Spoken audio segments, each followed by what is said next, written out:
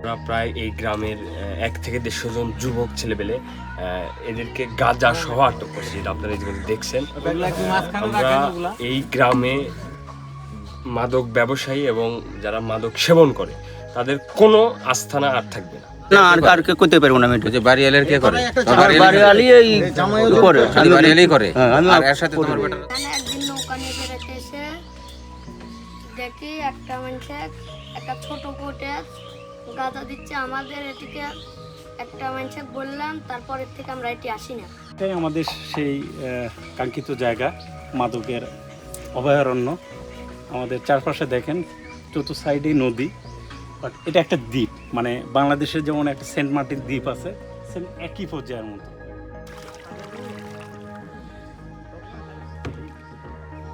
আমরা চাচ্ছি যে আমরা নিজে গাঁজা সেবন বা মদ কোনো কিছু আমরা মাদক সেবন করি না, এবং আমরা চাচ্ছি যে আমাদের গ্রামের কোনো ছেলেও যেন এইসবে ইনভলভ না হয়। তো এই ক্ষেত্রে আমাদের প্রশাসনের দিকেও এটা অবশ্যই নজর থাকতে হবে যেন এগুলা দ্বিতীয়বার আর না হয়। আমরা যথেষ্ট পরিমাণ পদক্ষেপ নিয়েছি।